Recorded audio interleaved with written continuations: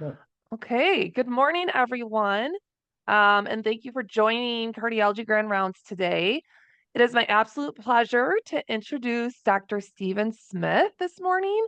So, Dr. Smith has been on the faculty of emergency medicine at Hennepin Healthcare since 1991. He's full professor of emergency medicine since 2014, has over 200 peer reviewed publications on PubMed. He has published widely in emergency cardiac care, including dozens of articles on the use of troponin for rule out of acute MI, but particularly on the ECG in acute MI, including a 38 chapter book and many other chapters and textbook sections and over 90 peer reviewed articles. In about 2008, he began writing Dr. Smith's ECG blog, a free open access site now with over 1,900 posts highlighting complex ECG cases, mostly relating to subtle acute coronary occlusion. The blog has 28 million page views from readers around the world. His ECG insights are sufficiently novel and cutting edge that his site has over 55,000 Twitter followers and over 350,000 Facebook followers. Since 2014, he has been lecturing on the false STEMI, non STEMI dichotomy. And then in 2018, he and colleagues introduced the occlusion MI paradigm as its replacement. Finally, he has trained the Queen of Hearts PM Cardio AI deep neural network model to diagnose acute coronary occlusion on the ECG with very high sensitivity and specificity. And this is what we're going to hear about this morning. Welcome, Dr. Smith, and thank you for joining us. Thank you so much, Dr. Kalinsky. Hello, everyone. I'm going to share my screen now. Let's see if it works. Let's do that. And then I've got to share my that. Okay, can you see it okay? Yes, looks great. All right. So the title of the talk is OMI NOMI, Challenging the STEMI Paradigm in Cardiology, AI and the ECG Diagnosis of OMI. And my disclosure is that I am a shareholder in Powerful Medical. I trained the algorithm that is produced by Powerful Medical called the PM Cardio AI model, or Queen of Hearts. But I just want to say that I don't do this for the money. My blog has been FOMED, or Free Open Access Medical Education, for 17 years. I put up 1,954 posts without ever getting paid anything. All my research, over 90 articles in EKG, has been self-funded. In fact, my wife has worked many years without pay to put this stuff out. And it's been, to a large extent, for many years, I've been kind of on my own with all this. So I'm in Hennepin County's emergency medicine, and we think we have just an amazing place. And the environment here has been inspired me to always do better, and I attribute all of it to my great faculty colleagues. So what do these two ECGs have in common? Well, obviously, this is an obvious inferior posterior STEMI, right? This one, not so much, right? This one gets troponins positive, and so it ultimately gets an angiogram. This one, of course, gets an immediate angiogram and shows a total occlusion of the left circumflex. This one looks exactly the same, but the EKGs look entirely different. One is called a STEMI, the other is called an NSTEMI. This is a worthless diagnosis. It means absolutely nothing. It means the patient had a myocardial infarction that did not get treated rapidly. Here's that EKG again. And it actually has some subtle findings of occlusion. It has a very flat ST segment here with just a little bit of depression. It has a loss of an S wave here and a straightened ST segment. And if we run it through AI sees some things where there's dark blue and comes up with a diagnosis of occlusion MI at low confidence. And that's what it was. Here's another case, a 60-year-old male with sudden epigastric pain radiating to the chest. This was sent to me later with no information. My response, acute LAD occlusion. And why did I say that? Because that and that are hyperacute T waves. And of course, they did not act on this, but they did get troponins. And the first one was 25 nanograms per liter below the upper reference limit. So they did nothing about it until troponins rose and the patient went to the cath lab 6 hours later, had 100% LAD occlusion, peak troponin greater than 25,000, too high to measure, and a 35% ejection fraction and new heart failure. Diagnosis, NSTEMI. Again, a worthless diagnosis. It means nothing. And in fact, later an old EKG was found, and this is what his T waves look like at baseline. This is what they look like when he's got a QMI. And it does not, by the way, meet the STEMI criteria, the diagnostic ST elevation that so many people require in order to activate the cath lab. And I just want to make it clear how a short delay, this is from JAMA in 2005, a short delay means huge loss of mortality reduction from reperfusion therapy. From hour 2 to hour 4, you lose over 60% of the mortality reduction. Timeline of OMI-NOMI. I wrote this book in 2002. I'd been interested in EKG since I was a resident in the 1980s. And I finally wrote this book along with, maybe you guys know Tim Henry, who started the Minneapolis Heart Institute, and he was at Hennepin for a long time. We worked together, and he was a co-author on the book. And then in 2008, I started Dr. Smith's ECG blog.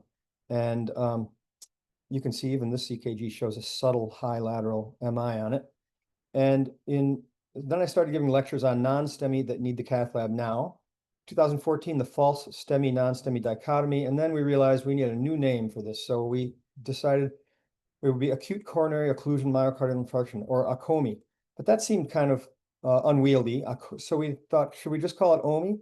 So we did a Twitter poll, ACOMI or OMI, and people liked OMI. So we came up with occlusion myocardial infarction versus non-occlusion myocardial infarction, or OMI-NOMI. And in 2018, we wrote the OMI Manifesto, which has Martin Luther pinning up an EKG with hyperacute T waves on the cathedral wall. So ST elevation is a supposed surrogate for acute coronary occlusion, but that is just conventional wisdom and dogma. Where does data come from? It comes from the FTT meta-analysis in Lancet 1994, which looked at all 9 studies from the previous decade, which had enrolled at least 1,000 patients in placebo-controlled thrombolytic trials. The patients who were enrolled had suspected MI. Myocardial infarction was never confirmed in these patients. 4 out of 9 required ST elevation to be enrolled, and it was very poorly defined. They did not say how to measure it, where to measure it. 5 out of 9 trials, there were no ECG findings required at all. No trial specified the method of ST measurement. 38% had greater than 6 hours of chest discomfort, at which point it's hard to demonstrate any benefit of thrombolytics or any reperfusion therapy. It was streptokinase in 7 out of 9 trials. The results, if there's ST elevation present, mortality is lower. If ST depression, there was no statistically significant mortality difference. And I just want to say that ST depression was in any lead. It could be one lead only, or it could be non-ischemic like LVH. They never defined ST depression. They never said where it had to be. Is it right precordial? Is it left precordial? Is it inferior? Where's the ST depression? And then they looked at left bundle branch block. If the patient had left bundle branch block, mortality was lower, but they didn't specify any other features of left bundle branch block. The conclusion was ST elevation is the best way to decide on reperfusion therapy, but this is only true if your ECG interpretation is crude, you're treating with streptokinase, and your treatment is delayed, and the patient might not even have myocardial infarction. So we did recently in Press, an open heart, we are going to publish the study, Thrombolysis in Non-STEMI, Systematic Review and Meta-Analysis of Randomized Controlled Trials. We looked at all this data again. ISIS-3 was one of the included trials, and they had 9,000 patients of uncertain diagnosis. In our analysis, thrombolysis significantly reduced mortality in patients without either ST elevation or depression with a relative risk of 0.799. If we took those ISIS-3 9,000 uncertain diagnosis patients and added them in, which was 42% of the non-STE population, it eliminated the statistical significance with a relative risk of 0.928. So these uncertain diagnosis patients poisoned the results in the FTT. The conclusion, the perceived lack of benefit of thrombolysis in non-STE syndrome was largely influenced by the inclusion of a large, poorly defined subgroup from the ISIS-3 trial. Excluding this compromised data reveals that thrombolysis significantly reduces mortality in patients with neither STE nor STD. And still, we don't know if these patients had myocardial infarction. They didn't have follow-up on them. But this is where all of the idea comes from, that ST elevation is the reason we do reperfusion therapy. It all came from thrombolytic trials. We have no trials of PCI versus placebo. Those don't exist.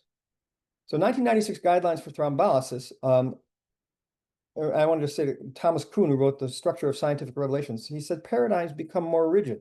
In 1996, the guidelines for thrombolytics included right precordial ST depression V1 to V4 and hyperacute T waves, but after 1999, these disappear. And what do we, and then it becomes just STEMI or non-STEMI. If there's no ST elevation, patients shouldn't get reperfusion therapy. The ST elevation criteria in use today come from the fourth universal definition of MI, which was comes from a study by Peter McFarland in 2004. It was 1,220 patients, 248 of whom had MI, and this was by CKMB. It was from a 1980s cohort. It was not an angiographic study, and he looked at 2 consecutive leads with ST elevation, found that 1 millimeter in all leads except V2 and V3, measured at the J point relative to the PQ junction, or QRS onset, and then in V2 and V3, women 1.5 millimeters, men over 42 millimeters, and men under age 40, 2.5 millimeters. And that was only 46% sensitive by CKMB. It would be much lower sensitivity if we used troponin, and it was 98% specific. However, more recently, believe it or not, there have only been 3 studies in history looking at the sensitivity of ST elevation criteria for acute coronary occlusion. And one of which was mine, and there are 2 others. And this meta-analysis in 2024 was done, which had 23,700 patients, and found the sensitivity of the STEMI criteria for occlusion MI is only 43%.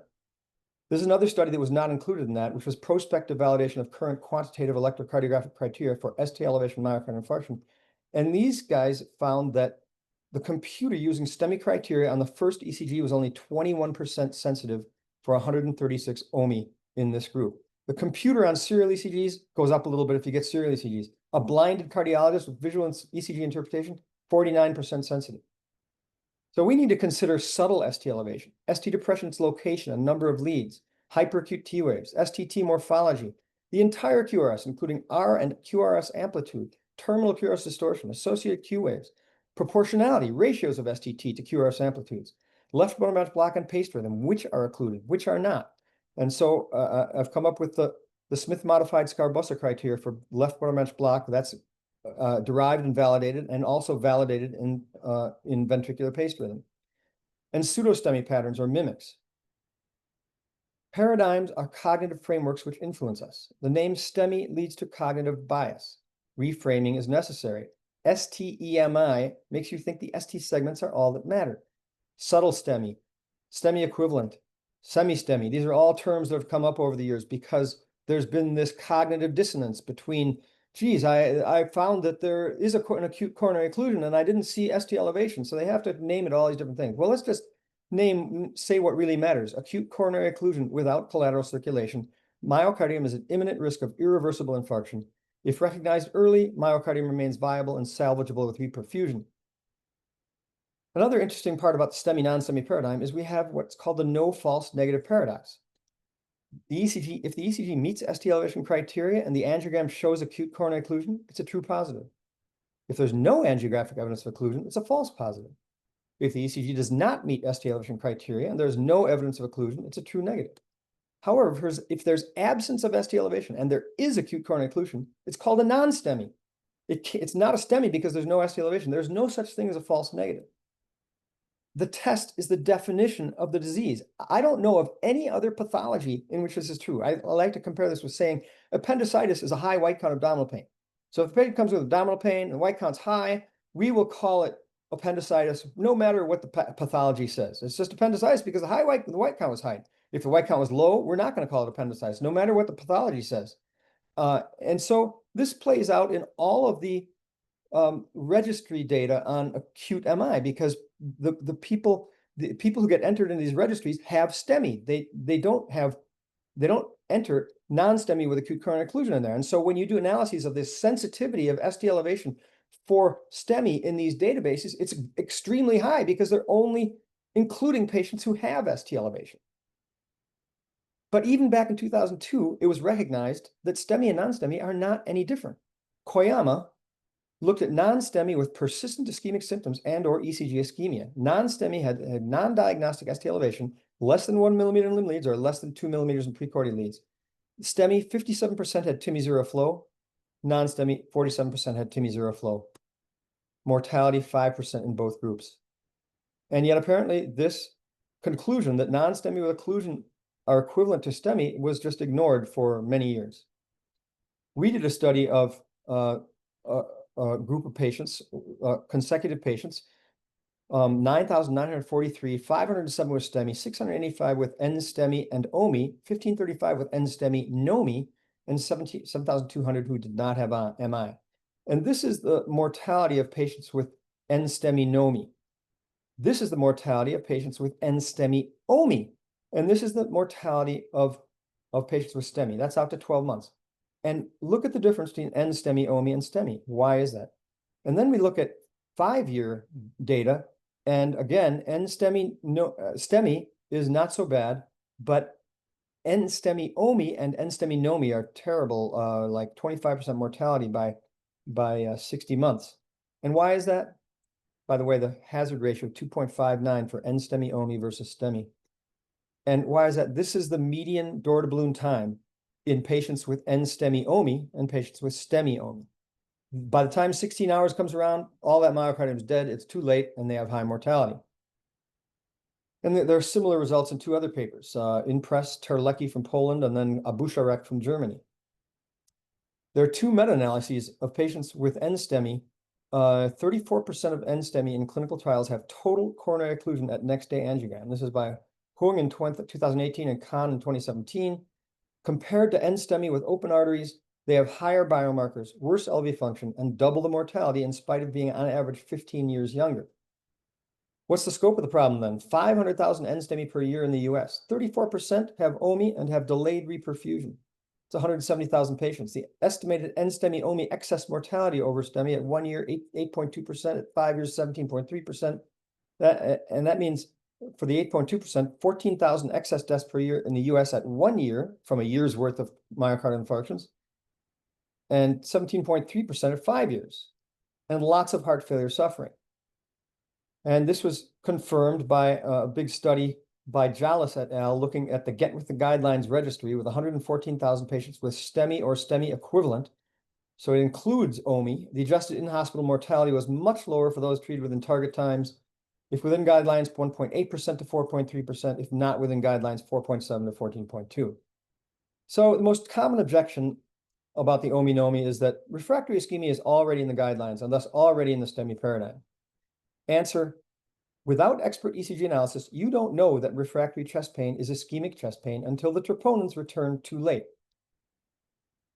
Secondly, these guidelines are not followed. This study was published in Clinical Cardiology in 2022 and found that 150 in this group of patients with myocardial infarction, 156 patients with very high risk, they were supposed to go to the cath lab emergently. Only 10 of them, or 6.4%, underwent immediate coronary angiography. There are no other studies on this topic than this one. Most common objection number 2, N-STEMI trials of emergent versus delayed cath did not show any difference in outcomes. This shows that people are not reading these studies closely. TIMAX is the biggest of these studies, Timing of Intervention in ACS by Maytek in the New England Journal 2009. They were non-STEMI who were randomized to early or routine PCI. The results, no difference in death, MI, or stroke. Oh, okay, we don't need to do anything. We don't need to take them to the cath lab early, no matter what we see on the EKG. Early intervention was not early. It was 16 hours. Remember, you lose almost all the benefit of reperfusion at about 4 hours after chest pain onset. So there are a whole bunch of these studies. Here they all are, but I'm going to summarize them. All these RCTs, non-STEMI, emergent PCI versus delayed PCI. RCTs which enrolled patients who were chest pain-free and or early was defined as 5 to 16 hours from presentation. Remember, it's not from presentation, actually. It's from enrollment. Patients get enrolled much later than they present because they have to be consented and all that stuff. So this 5 to 16 hours from enrollment showed no significant difference. All RCTs which enrolled patients with active chest pain and early intervention defined as less than 2 hours were positive. Early intervention showed better outcomes. So let's look at riddle N-STEMI. 323 non-STEMI randomized to emergent or delayed PCI. The ECG shows OMI or active ischemia, and they enrolled patients with the ECG showed OMI or active ischemia, but no persistent symptoms in this case. This included an episode of chest pain within 24 hours, a single troponin greater than URL, or ST depression, or T-wave inversion greater than 2 leads. They excluded persistent symptoms in this one, and nevertheless, it showed benefit. Summary: they included ECG ischemia, but only those whose symptoms are resolved. They randomized a 2-hour PCI versus less than 72 hours. The results, 1.4 hours versus 61 hours. Remember, Timax was 16 hours versus 52 hours. And 1 year, death or MI was 6.8% versus 18.8%. Death MI recurrent ischemia, 15.4 versus 33.1%. In this study, even if no persistent symptoms, persistent ECG ischemia led to, with immediate cath, showed better outcome. And that was the graph. Delayed intervention, 13% at 30 days. Immediate intervention, 4.3%. So you can find the OMI literature timeline on my blog, where we show all the data on OMI. There are over 80 peer-reviewed OMI publications now. It's getting there's so many published now that I can't even keep up with it anymore. And so they come from Germany: acute coronary occlusion with versus without ST elevation, impact on procedural outcomes and long-term all-cause mortality. From Poland, occlusive myocardial infarction, emerging paradigm of acute coronary syndromes. From Spain, acute coronary occlusion and non-STEMI. If you change the way you look at things, the things you look at change. In the United States, the 2022 ACC expert consensus decision, which I'll tell you on chest pain, which I'll tell you more about. In United Kingdom and Greece, total coronary occlusion and non-ST elevation myocardial infarction. Time to change our practice. And then India, of occlusions, inclusions, and exclusions. Canada, from STEMI to occlusion MI, paradigm shift and ED quality improvement. United States, again, the STEMI non-STEMI dichotomy needs to be replaced by occlusion MI versus non-occlusion MI, and also from Turkey. Or Brazil, beyond the STEMI and STEMI paradigm, and now OMI-NOMI is in the guidelines, the Brazilian cardiology guidelines. Or from Albania, OMI-NOMI, time for a new classification of acute myocardial infarction. So the American College of Cardiology 2022 chest pain guidelines now recognize OMI, and that's the reference. And they say the application of STEMI ECG criteria on a standard 12-lead ECG alone will miss a significant minority of patients who have acute coronary occlusion. Reference 21. Reference 21 is our paper that we published back in 2021. Therefore, the ECG should be closely examined for subtle changes that may represent initial ECG signs of vessel occlusion, such as hyperacute T waves or ST elevation less than 1 millimeter. And this is that study. This is our study of OMI-NOMI, our first study, where we look at, we measure infarct size by peak troponin, which is a pretty good measure of infarct size. And this is all OMI. This is OMI that meet STEMI criteria. This is OMI that don't meet STEMI criteria. You can see these are pretty similar. These are myocardial infarction that do not have occlusion. These are all NSTEMI. These ones, STEMI negative OMI and NOMI, are all bunched together into this. These are very different from these. This heterogeneous group has both OMI and NOMI in it. It doesn't make any sense. It makes much more sense to group STEMI positive OMI with STEMI negative OMI into an OMI group. So the ACC guidelines then said there are 5 STEMI equivalents: the hyperacute T waves and posterior OMI, but they give no instruction on how to diagnose them at all. De Winter T waves, but really De Winter T waves are only a small, tiny little subset of hyperacute T waves, and the Smith modified Scarbosa for left bundle and the Smith modified Scarbosa for ventricular pace rhythm. But the ECG can identify OMI. This is the difficult study in 2020 by Aslanger from Turkey, and I was a co-author on that. They found that 28% of NSTEMI could be reclassified by blinded ECG interpretation by experts, reclassified as OMI. So they took 1,000 patients, 1,000 without MI, 1,000 with non-STEMI, and 1,000 with STEMI. Then they looked at all the EKGs and they reclassified them as OMI or NOMI. And if you reclassify, and this is the mortality at 800 days. So non-STEMI mortality is like 8% here. But if you, in the patients whose ECGs were blindly read as OMI, the mortality is more like 10%. They're blindly read as NOMI, the mortality is about 5%. And then our study, accuracy of OMI ECG findings versus STEMI criteria for diagnosis of acute coronary occlusion myocardial infarction. And that was the ECG diagnosis of, we had 808 patients, 3,500 EKGs. I read them all blindly. For each patient, I read them in the order they were recorded. I could not go back and change any previous interpretation. I was locked in once I recorded it, just like you would be if you were in real life. And then I gave a diagnosis on each EKG, whether there was OMI or not. So the ECG diagnosis of OMI by expert Smith versus STEMI criteria: sensitivity 86% for me, 41% for the STEMI criteria. Specificity was equal. Accuracy 89% versus 77%. And these are the 7 findings among 146 OMI patients were identified earlier by expert than by the STEMI criteria or angiogram. Hyperacute QAs in 49%, pathologic QAs along with subtle ST elevation in 47%. I coded every one of these 3,500 EKGs with, I coded every lead of whether they had hyperacute T waves, whether they had pathologic Q waves, whether they had terminal QRS distortion, et cetera. So that was like every EKG needed about 70 different check boxes. Terminal QRS distortion in 53%, reciprocal ST depression 82%, subtle STE not meeting criteria but with other features 83%. Any amount of ST depression maximal in V1 to V4 45%. By the way, I won't be able to tell you about the study we did on this, but we found that in a patient with concern for acute coronary syndrome, any amount of ST depression maximal V1 to V4 was 97% specific for OMI. Any ST elevation in inferior leads with any ST depression or T inversion in AVL 50%. And of course, this was way more than 100% because EKGs have multiple of these features, which makes it much easier to make the diagnosis. We look at we interpret the EKG totally holistically, all 12 leads, how they relate to each other, and how, excuse me, how every part of the QRST is involved. Excuse me. So this is a subset of that study that we just published in European Heart Journal Acute Cardiovascular Care. Failure of standard contemporary ST elevation myocardial infarction electrocardiogram criteria to reliably identify acute occlusion of the left anterior descending coronary artery. They're in that group of 808 patients. There are 53 who had LAD OMI with TIMI zero flow, total occlusion. We excluded TIMI 1, TIMI 2, TIMI 3 with a culprit. 33 out of 53 met STEMI criteria. 20 out of 53 did not meet STEMI criteria on any pre-angiography ECGs. And there was a median of 2.5 ECGs, range of 1 to 6. The median time from the first to last ECG was 43.5 minutes.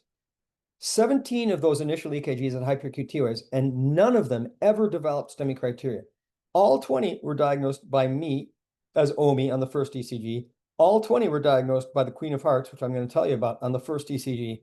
There was no difference in infarct size between those with versus without STEMI criteria, and the median door to balloon time was 97 versus 40 minutes. Obviously, much shorter in those that met STEMI criteria than those that didn't. Less than 90 minutes, 45% versus 79%. And there was an editorial on this paper, Bright Days, Critical Decisions, Evolving Strategies in Cardiogenic Shock and OMI. Timely recognition of an occluded vessel is a defining moment in the trajectory of myocardial infarction, yet traditional tools are too often inadequate. In a compelling sub-study from the DOMI Irrigato trial, Myers et al. Reveal that 38% of patients with a confirmed LAD occlusion, TIMI zero flow, failed to meet STEMI criteria on ECG. Crucially, both expert readers and an AI algorithm, PM Cardio Queen of Hearts, achieved 100% sensitivity for occlusion detection on the first ECG.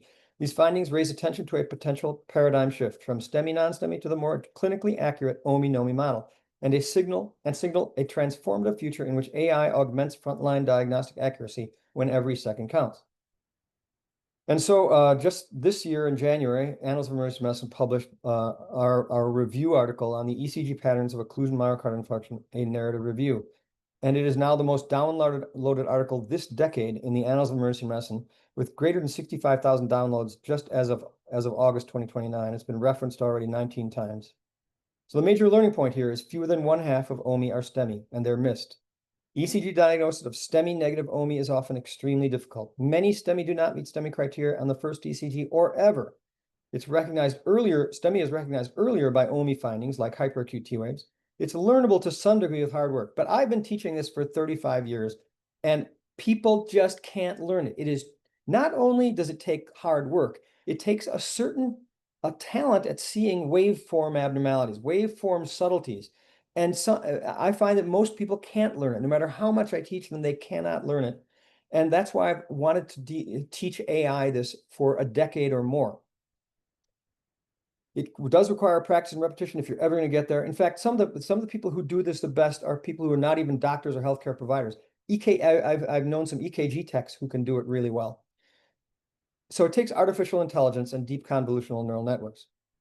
Non-occlusion myocardial infarction deserves a word, non-OMI or NOMI. Most have a culprit with an ulcerated plaque, but they have no active ischemia, no active chest pain, no persistent ECG ischemia. They eventually need intervention, but not emergently.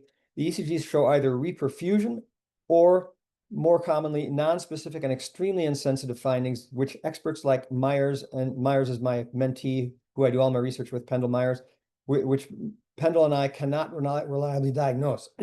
You have to have troponin to diagnose these, but you can wait for troponin because the myocardium is not dying. Another interesting paper we published this year is door to balloon time outperforms ST segment elevation in predicting the STEMI versus NSTEMI final diagnosis. It turns out that the final diagnosis of STEMI or non-STEMI does not have to do with whether the patient had STEMI criteria or not. It doesn't even matter whether the patient had occlusion. Turns out the patient gets a diagnosis of STEMI if they had a short door to balloon time and a non-STEMI if they have a long door to balloon time, which defies all the logic of the whole paradigm. So this is the article that we published a year ago that has kind of turned people's heads a lot in Journal American College of Cardiology Advances. And 1 year it's been referenced 58 times and has 25,000 downloads. From ST segment elevation MI to occlusion MI, the new paradigm shift in acute myocardial infarction. And Michael Gibson, who's one of the world's most famous interventionalists, approves, liked it. He put up a tweet right after this article came out. Do we need to move away from the classification of STEMI to OMI? And 34% said no, keep STEMI. 49% said yes, use OMI instead. And then on the Medscape and the Bob Harrington show, they interviewed Michael Gibson, and they all agreed that we need to move from STEMI, non-STEMI to OMI-NOMI. And then This Week in Cardiology is the most downloaded podcast in cardiology in the world. John Mandrola does it, and he called it the most important article he'd reviewed this year. It starts at 6:30 back on October 11, 2024. So when I give this talk, I show this this image here. Everyone knows who this is, and everyone knows that this is not Barack Obama. And you know that instantaneously because you recognize a face. Well, an EKG is like a face to me too. And you don't have to measure the nose or the ears. You don't measure millimeters anywhere here. You know what it is when you see it. That's what an EKG is to me. I do not measure any millimeters. It's senseless to do so. They don't have any meaning whatsoever. But AI can look at this and know the difference instantaneously too. And so I turned to AI 10 years ago and especially in the last 3 years. There are now 4 machine learning algorithms. Al-Zaiti ECG Smart, which is machine learning. That is different from a deep convolutional neural network. They was actually given 72 handcrafted instructions.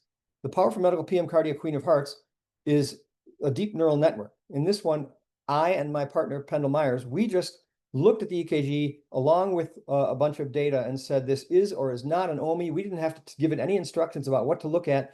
By giving it tens of thousands of EKGs, it figured out what is and what is not an OMI.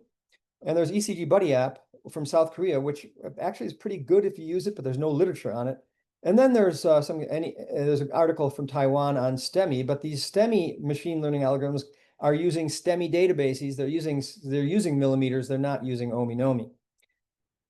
So the one by Al-Zaiti, machine learning for ECG diagnosis and risk stratification of occlusion myocardial infarction. They had this definition, which I won't go into detail. The definition of OMI, research definition, is complicated because of spontaneous reperfusion. Their sensitivity was 86.6% and specificity 86%, but they report the sensitivity much higher and specificity much higher because they report sensitivity among patients who have a high heart score, and they report specificity among patients who have a low heart score, which is not the way you're supposed to do it. Accuracy 86%, PPV is 30%, NPV 99%. And again, it was a complicated rule using the heart score. And this is their AUC right here. And you can see here it's 86%, sensitivity and specificity 86%. The AUC was 0.87. These are the STEMI algorithms. They're validated with STEMI criteria, which has nothing to do with OMI, but they get a lot of press because they're artificial intelligence. And one in the New England Journal shortened door to balloon time for STEMI by 7 minutes. So I've given a lecture to the International Society of Computers in Electrocardiology, and I told them what you need to be able to do is digitize an EKG. Take a PNG or a JPEG and make it into an XML file because deep neural networks can only use XML files. Well, they said at this conference I went to, all of these computer scientists said this cannot be done. It's impossible to do. Turns out that a company had already done it, and that's Powerful Medical that makes the PM Cardio app. And they came to me saying, we can already digitize an EKG. You can take this crumpled up and marked down EKG, take a photo of it, and turn it into a beautiful EKG. And then after we trained it, then comes up with Queen's verdict, OMI.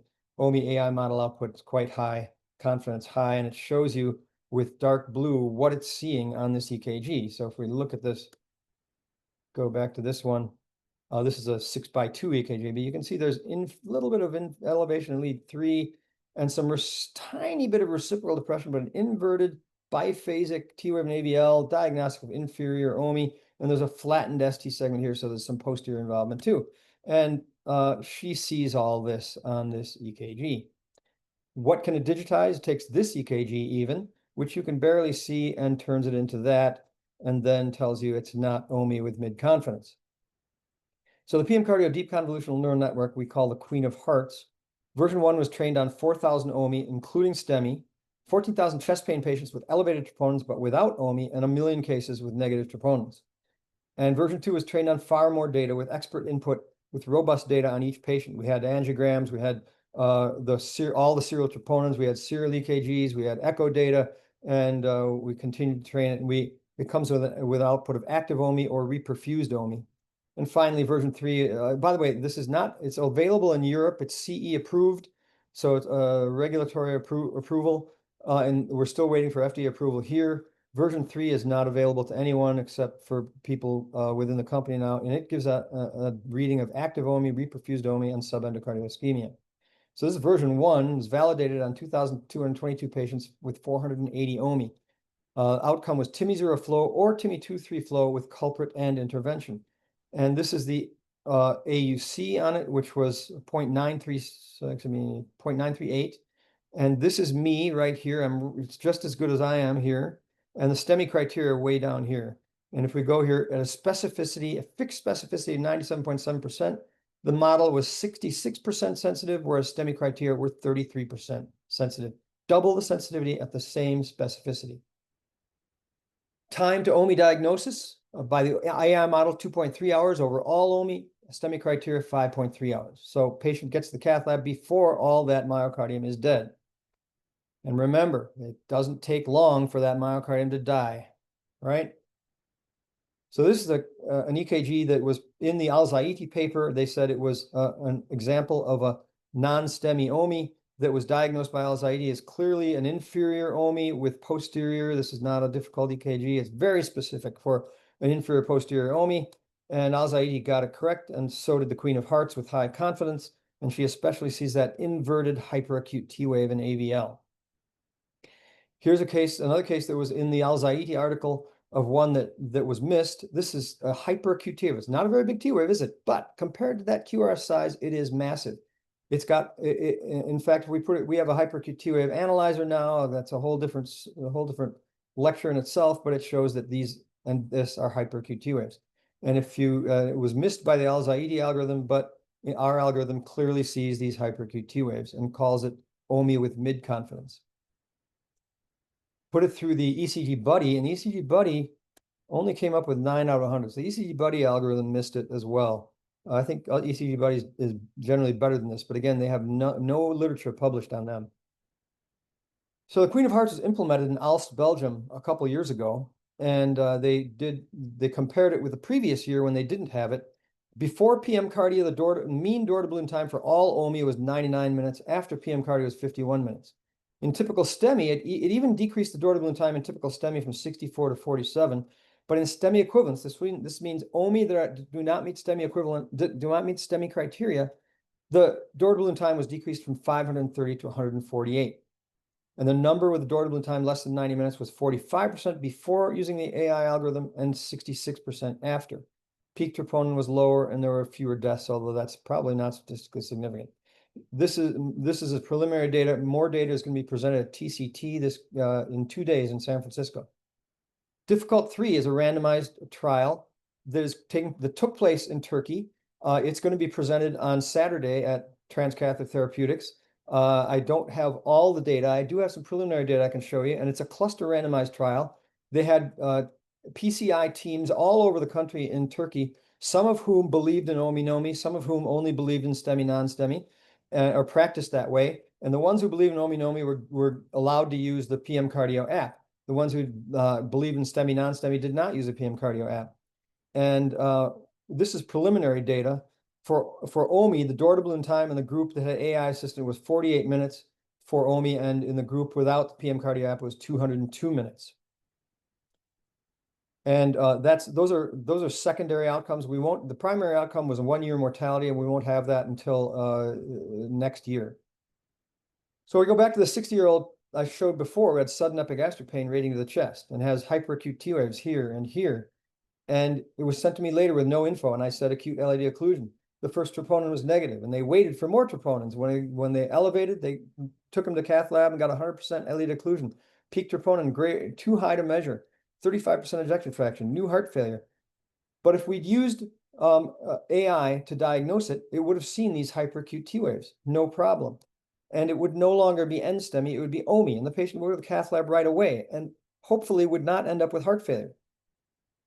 And again, that was the previous EKG this patient had, which was not found until later. And you can see how different the T waves are when they're hyperacute from when they're not hyperacute. So one ECG principle to remember is proportionality. T waves and ST elevation are only large or small relative to the QRS. This is a 40-year-old woman who came with chest pain, and I immediately recognized that this is an LAD occlusion. But there isn't very much ST elevation, doesn't meet criteria.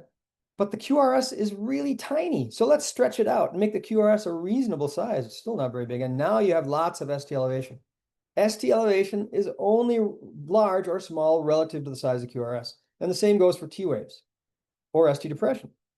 So back in 2012, I published a paper showing how to differentiate the ST elevation of normal variant or benign early repulse from the ST elevation of LAD occlusion.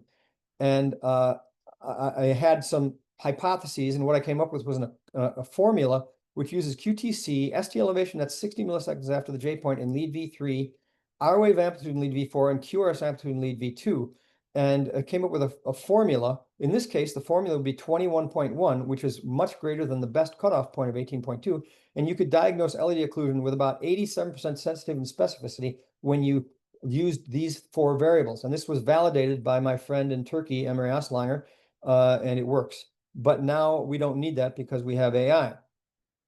And the Queen's verdict is also OMI with high confidence, and she sees this ST elevation here is out of proportion to the QRS. We've also just published this year, I've long maintained that a hyperacute wave is not defined by its amplitude. And even if it were, it would be its amplitude relative to its QRS size. I have maintained that a hyperacute wave is based on its area under the curve relative to QRS amplitude. And so we found a way to get a median beat on every EKG to measure the area under the curve for a T wave. And we had a derivation group for finding what a hyperacute wave would be, and has a combination of magnitude score, which was area under the curve relative to QRS amplitude, and symmetry is the other thing I've always said, that a hyperacute wave is more symmetric than a non-hyperacute wave. And sure enough, we found a score that combines both of these, and we applied it to a validation group, and we found that it diagnoses with greater than 98% specificity. We can diagnose an additional 25% of OMI using this hyperacute T wave score. Chest pain. This patient has chest pain here, and this was sent to me by a kid who's just out of college and is an EKG tech at Minneapolis Heart Institute. And he got interested in EKGs just by being a tech. He started reading my blog. He read all 1,900 cases on my blog. And by the time he was done, he just started med school just this summer. And he reads EKGs better than anyone I know. He sent me this case, a patient with chest pain, and he immediately recognized these hyperacute T waves. And he told the doctor that, hey, these are hyperacute T waves. This patient needs to go to the cath lab. And the doctor said, hey, shut up, kid. You don't know what you're talking about. And so he's like, didn't know what to say. So he'd shut up. And then 2 hours later, oh, and by the way, this is our version 3, which gives MACS active, reperfused, or subendocardial ischemia, and it gives a 0.5, which is just barely positive. It's low OMI with low confidence. And so they waited 2 hours to get another EKG, and now it's obvious ST elevation, and the guy goes to the cath lab 2 hours later. And if we put this through our hyperacute T wave system, we find that red is a hyperacute T wave. Sure enough, they're hyperacute. The other T waves, green, are not hyperacute. So here's a paper that's gonna we have submitted as an abstract to JACC. 380 patients with initial non-diagnostic ECG, then later called STEMI. And this is 19% of all STEMI activations at this institution, which was in North Carolina. The mean delay between a non-diagnostic ECG and the STEMI ECG was 74 minutes. We applied the AI model to the first ECG, and in 78% of those initial non-diagnostic ECGs were diagnosed as OMI by the AI model.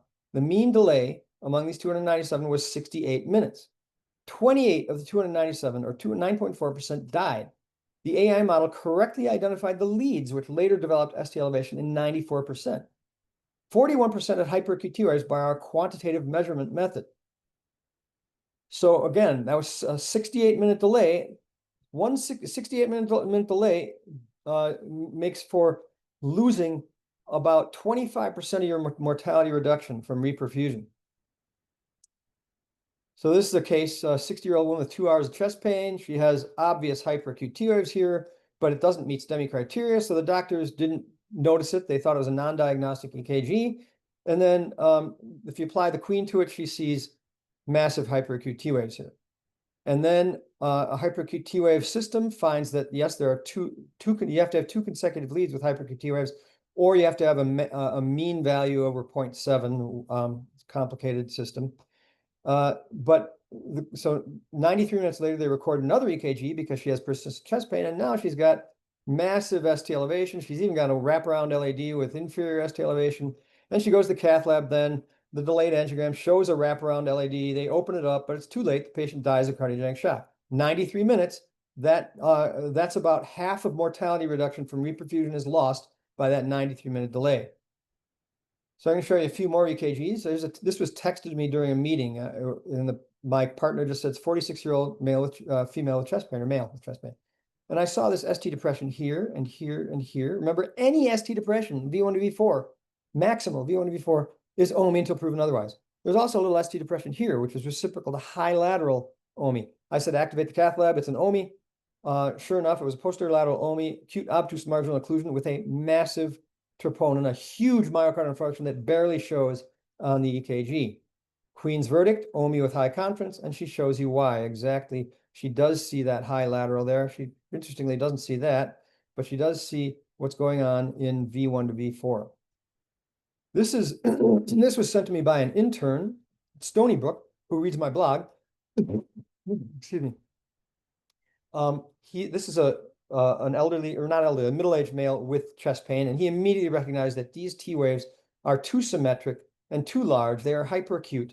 And so he activated the cath lab, and sure enough, LAD is occluded right there, opened up with a wire, and then gets fully opened up. This patient got great care because hyperacute T waves were recognized, and the Queen of Hearts recognizes them too, and says OMI with high confidence.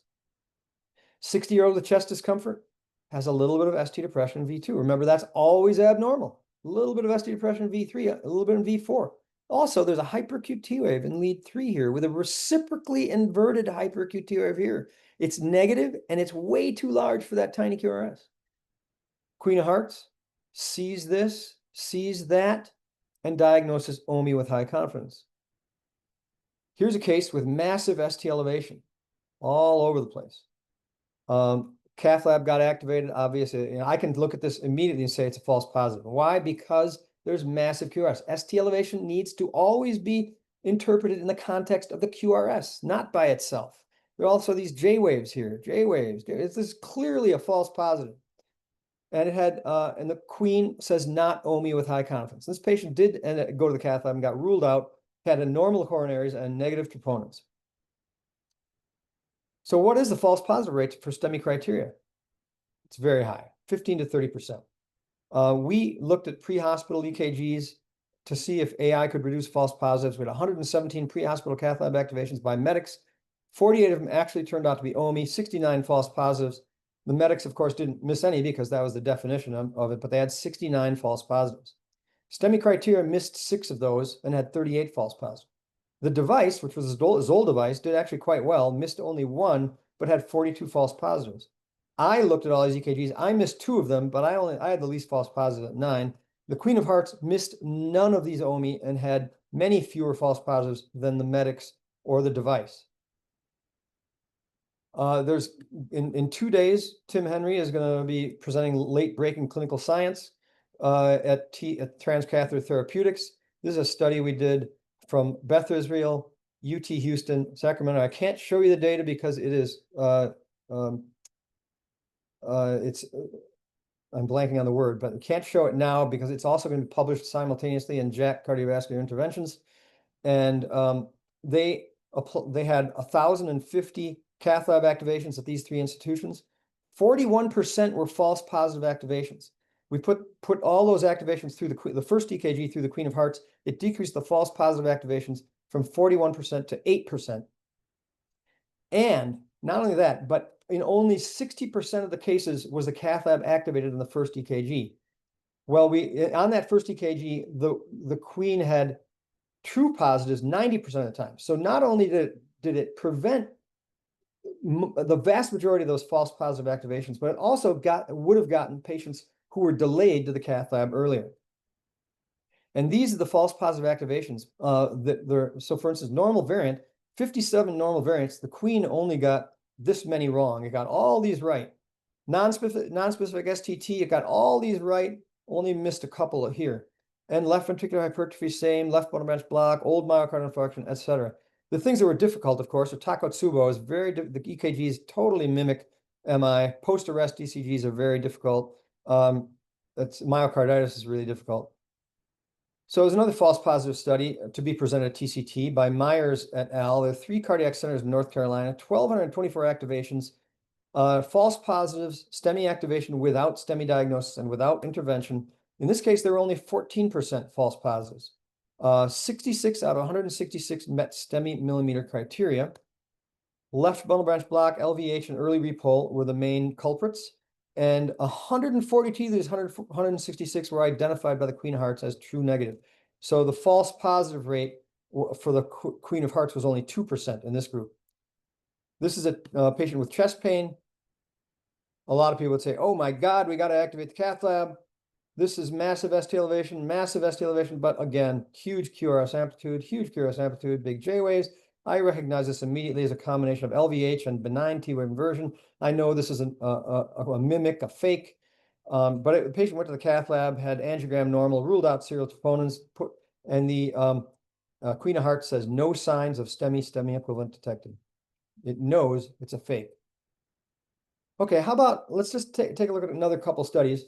This is Sascha Maschere-Meyer in Coll, Germany. In Köln, they take all patients from the pre-hospital arena who have an obvious STEMI directly to the cath lab, and the rest of them go through the emergency department. So this is a low prevalence of OMI in this group because the rest of them went directly to the cath lab. 4,440 patients with chest pain, 142 OMI, and applied the Queen of Hearts to this group. STEMI criteria had a diagnostic odds ratio is the positive likelihood ratio divided by the negative likelihood ratio. That should be 4.6, excuse me, not 0.46. So the positive likelihood ratio for the Queen of Hearts was 47, negative was 0.3 with a diagnostic odds ratio of 156. That is an astounding diagnostic odds ratio. It's like better than almost any test we use in the emergency department, way better than D-dimers, way better than CT coronary angiogram, CT pulmonary angiogram for pulmonary embolism, etc. And the STEMI criteria had a diagnostic odds ratio of only 6.0. They do the same kind of thing in Sweden. Thomas Lindau published this, 24,000 chest pain patients. Diagnostic odds ratio of the Queen of Hearts, 110. By the computer algorithm that they used, which was likely to be the GE 12SL, 32 was the diagnostic odds ratio. STEMI criteria, 15. So you get this incredible diagnostic odds ratio meaning you increase true positives and increase true negatives and get rid of the false positive and false negatives. So this guy named Steve Schroyer took a bunch of EKGs and gave them took 18 ECGs, which some were false positive, difficult mimics, some were difficult true OMIs. He gave them to 92 physicians, 53 ED physicians, 42 cardiologists. Both groups were 65.5% accurate. The Queen of Hearts was 89% accurate.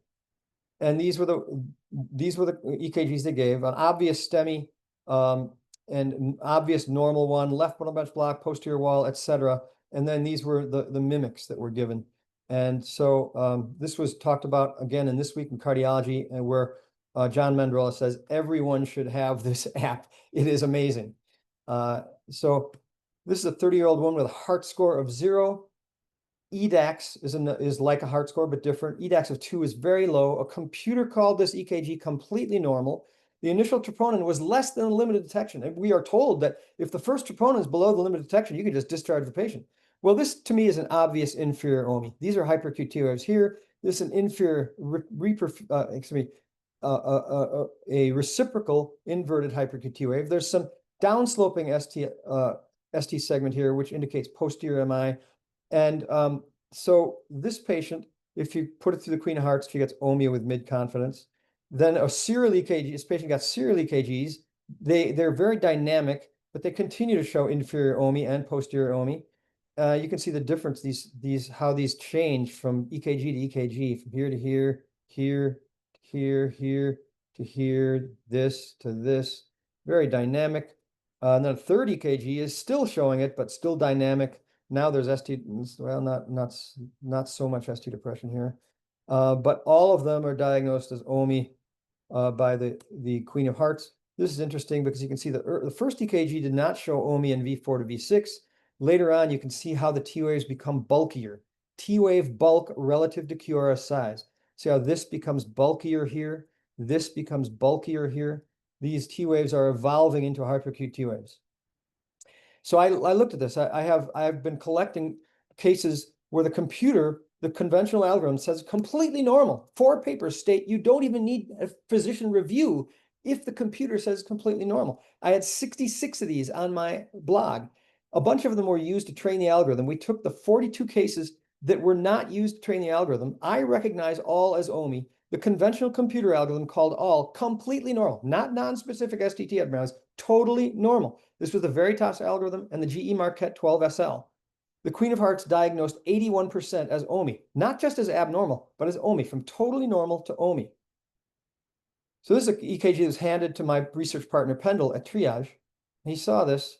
There's hardly any ST elevation. He immediately saw that this is a hyperacute T wave relative to that QRS size, the straightened ST segment, the area under the curve.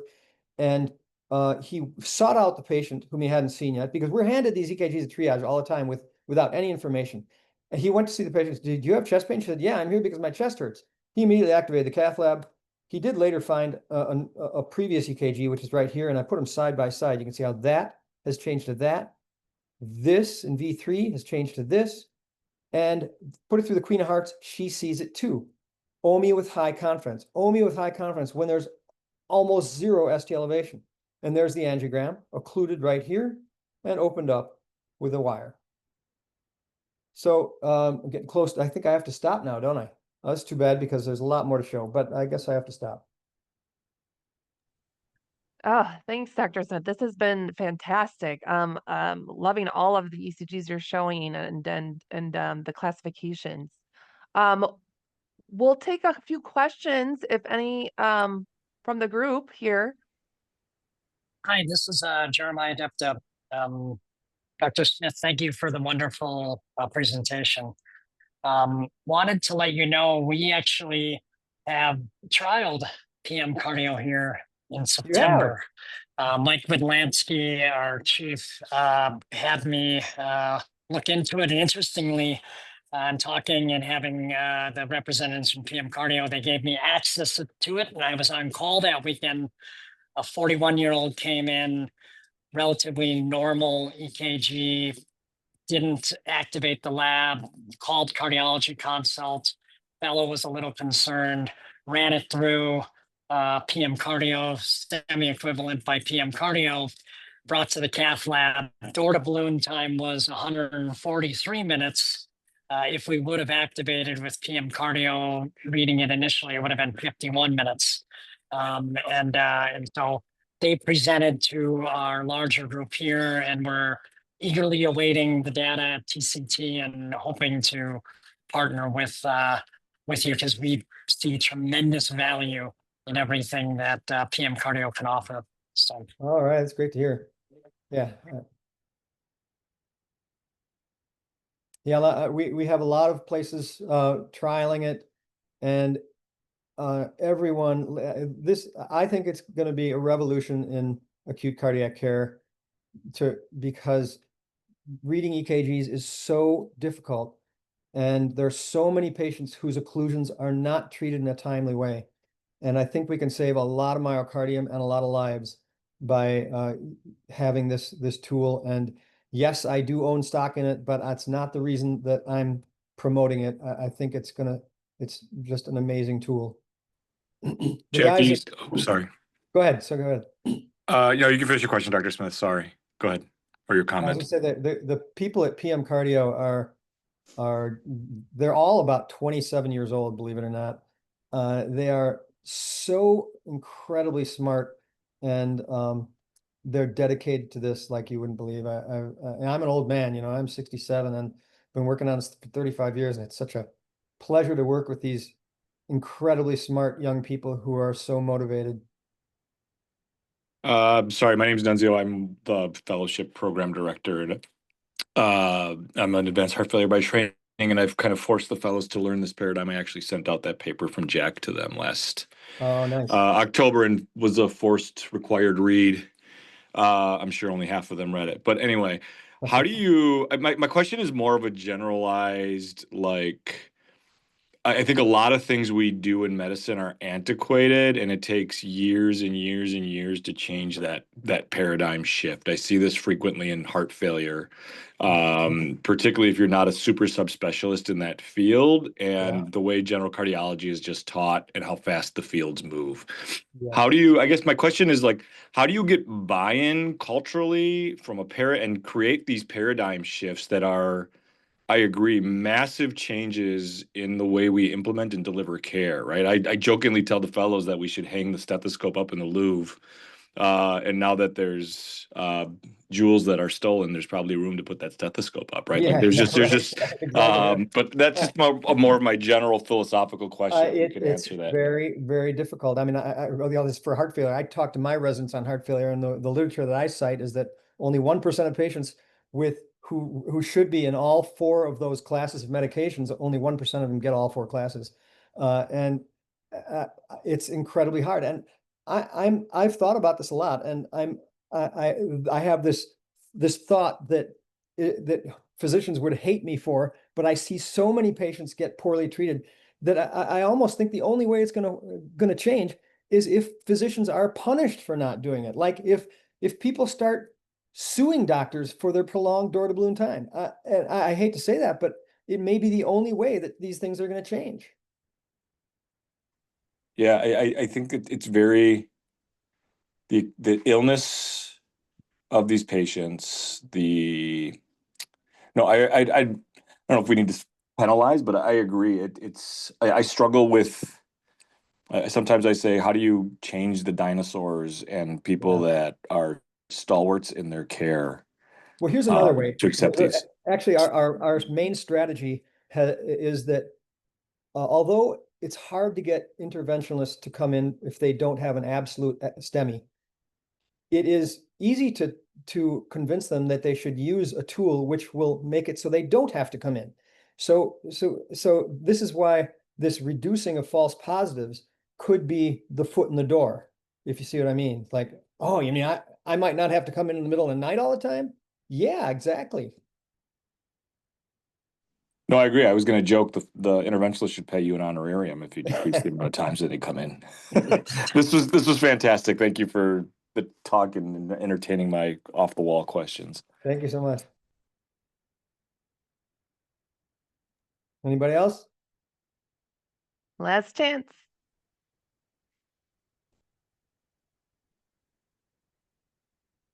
All right, I guess not. Well, thank you so much, Dr. Smith. Again, this was fantastic. I'm so happy to hear that Dr. Depta started using PM cardio in the lab. So excellent.